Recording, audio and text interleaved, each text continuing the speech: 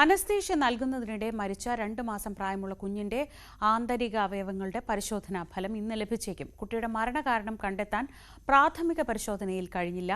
ആന്തരിക പരിശോധനാ ഫലം ലഭിക്കുന്നതിലൂടെ മരണകാരണം വ്യക്തമാകുമെന്നാണ് പ്രതീക്ഷ.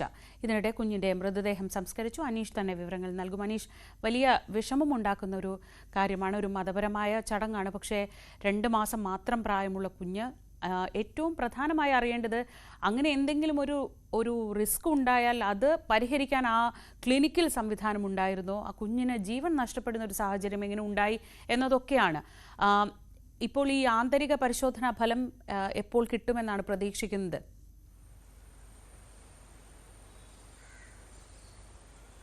ശ്രീജ, ഇന്ന് ഉച്ചതിരിഞ്ഞോടുകൂടി തന്നെ ഈ ആന്തരിക അവയവ പരിശോധനാ ഫലം ലഭിക്കുമെന്ന പ്രതീക്ഷയിലാണ് പോലീസ് ഉള്ളത്. കാരണം ഇന്നലെ പോസ്റ്റ്മോർട്ടം നടത്തിയെങ്കിലും പ്രാഥമികമായി നടത്തിയ പരിശോധനയിൽ മരണകാരണം കൃത്യമായി കണ്ടെത്താൻ കഴിഞ്ഞിട്ടില്ല. ഒപ്പം ഈ ഫോറൻസിക് വിഭാഗം ഈ കുട്ടിക്ക് നൽകിയ ചികിത്സയെക്കുറിച്ചുള്ള വിവരങ്ങൾ, എന്ത് മരുന്നാണ് നൽകിയത് എന്നീ വിവരങ്ങൾ ആരാഞ്ഞിരുന്നു. ഒപ്പം ഈ കുട്ടി ഒരു പ്രിമച്വർ ബേബി, അതായത് മാസം തികയും മുമ്പ് പ്രസവിച്ച ഒരു കുട്ടിയാണ്. 8ാം മാസത്തിലാണ് ഈ കുഞ്ഞുണ്ടായത്. അതുകൊണ്ട് അതുമായി ബന്ധപ്പെട്ട വിശദാംശം എന്നിവയൊക്കെ തേടിയിട്ടുണ്ട്. ഇക്കാര്യങ്ങൾ വിലയിരുത്തിയ ശേഷമാവും, ഈ ആന്തരികാവയവ പരിശോധനാ ഫലം കൂടി കണ്ട ശേഷമാവും ഇക്കാര്യത്തിൽ ഒരു മരണകാരണം സംബന്ധിച്ച ഒരു കൃത്യമായ ഒരു തീർപ്പിലേക്ക് അധികൃതർ എത്തുക. എന്തായാലും 2 തരത്തിലുള്ള ചിന്തകളുണ്ട്. ഒന്ന്, ഈ കുട്ടിയുടെ ഒരു പൊതുവായ ആരോഗ്യം മോശമായിരുന്നു എന്ന തരത്തിലുള്ള വിലയിരുത്തലുകളുണ്ട്. ഈ ആശുപത്രി അധികൃതർ തന്നെ ഇത് ഇന്നലെ വ്യക്തമാക്കിയിരുന്നു നമ്മളോട്. കാരണം ഈ 8 മാസത്തിൽ പ്രസവിച്ച ഒരു കുട്ടിയാണ് എന്നുള്ളൊരു ഹിസ്റ്ററി അത് ഡോക്ടറോട് ഇവർ പറഞ്ഞിരുന്നില്ല. അതുകൊണ്ട് കുട്ടിയുടെ ആരോഗ്യം മോശമായത് അറിഞ്ഞിരുന്നെങ്കിൽ അത്തരത്തിലുള്ളൊരു ക്രമീകരണം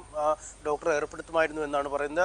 അക്കാര്യവും ആണ് ഏറ്റവും പ്രധാനമായി നോക്കുന്നത്. ഒപ്പം ഈ അനസ്തേഷ്യ നൽകിയപ്പോൾ ആ അനസ്തേഷ്യയുടെ ഡോസുമായി ബന്ധപ്പെട്ട് എന്തെങ്കിലും മാറ്റമുണ്ടായോ എന്ന പരിശോധനയും നടത്തും. എന്തായാലും കുടുംബം ഇന്നലെ തന്നെ മാധ്യമങ്ങൾ ബന്ധപ്പെട്ടെങ്കിലും തൽക്കാലം ഈ വിഷയത്തിൽ പ്രതികരിക്കാനില്ല എന്നൊരു നിലപാടിലേക്കാണ് എത്തിയത്. ആശുപത്രിയുടെ പിഴവുമായി ബന്ധപ്പെട്ട് എന്തെങ്കിലും വിവരങ്ങൾ ഈ പോസ്റ്റ്മോർട്ടം റിപ്പോർട്ടിൽ ലഭ്യമാകുകയാണെങ്കിൽ മാത്രം ആശുപത്രിക്കെതിരെ ഒരു നിലപാട് സ്വീകരിക്കുകയുള്ളൂ എന്നവർ വ്യക്തമാക്കിയിരുന്നു. എന്തായാലും വെറും 2 മാസം മാത്രം പ്രായമുള്ള ഒരു കുഞ്ഞിനാണ് ഈ ലോക്കൽ അനസ്തേഷ്യ നൽകുകയും ഈ സുന്നത്ത് കർമ്മം നിർവഹിക്കാൻ ഒരുങ്ങുകയും ചെയ്യുന്നത്. അതുമായി ബന്ധപ്പെട്ട പല വിധത്തിലുള്ള ചർച്ചകളും അന്തരീക്ഷത്തിൽ ഉയരുന്നുണ്ട്. പക്ഷേ നമ്മൾ ഈ മതപരമായ ആളുകളോടൊക്കെ ബന്ധപ്പെടുമ്പോഴും പലരും അവർ പറയുന്നത്, ഈ ജനിച്ച് 1-2 ദിവസങ്ങളിൽ പോലും ഇപ്പോൾ ഈ സുന്നത്ത് കർമ്മം നിർവഹിക്കുന്ന ഒരു സാഹചര്യമാണുള്ളത്. കാരണം ഈ കുട്ടികൾ വലുതായി കഴിയുമ്പോൾ, ഈ 4, 5, 6 വയസ്സായി കഴിയുമ്പോൾ പിന്നീട് ഈ സുന്നത്ത് നിർവഹിക്കുമ്പോൾ വലിയ വേദന കുട്ടികൾ അനുഭവിക്കേണ്ടി വരുന്നു. അപ്പോൾ പലപ്പോഴും മറ്റ് ശാരീരിക പ്രശ്നങ്ങളും കുട്ടികൾക്കുണ്ടാവാൻ സാധ്യതയുണ്ട്. അതുകൊണ്ടാണ് ഇത്ര ചെറുപ്പത്തിൽ തന്നെ ഇക്കാര്യം ചെയ്യുന്നതെന്ന വിശദീകരണമാണ് നൽകിയിരിക്കുന്നത്. എന്തായാലും ഈ ബാലാവകാശ കമ്മീഷനും ജില്ലാ ആരോഗ്യ വകുപ്പും ഒക്കെ വളരെ ഗൗരവമായി തന്നെ ഇക്കാര്യം കണക്കിലെടുത്തിട്ടുണ്ട്. ആരോഗ്യവകുപ്പ് DMOയുടെ നിർദ്ദേശപ്രകാരം പ്രത്യേക സംഘം ഇക്കാര്യത്തെക്കുറിച്ച് അന്വേഷണം ആരംഭിച്ചിട്ടുണ്ട്. ഈ ബാലാവകാശ വകുപ്പ് ഈ ചൈൽഡ് പ്രൊട്ടക്ഷൻ ഓഫീസറോട് എത്രയും പെട്ടെന്ന് ഇക്കാര്യത്തിൽ വിശദീകരണം നൽകണമെന്നും ആവശ്യപ്പെട്ടിട്ടുണ്ട്. പോലീസും അസ്വാഭാവിക മരണത്തിന് കേസെടുത്ത് അന്വേഷണം ആരംഭിച്ചിട്ടുണ്ട്. എന്തായാലും എല്ലാ അന്വേഷണങ്ങളും ഇന്ന് ലഭിക്കുന്ന ഈ പോസ്റ്റ്മോർട്ടം റിപ്പോർട്ടിന്റെ അടിസ്ഥാനത്തിലാവും ഇനി കാര്യമായി മുന്നോട്ട് നീങ്ങുക. ശ്രീജ. MS അനീഷ് കുമാറാണ് കോഴിക്കോട് നിന്ന് വിവരങ്ങൾ നൽകിയത്.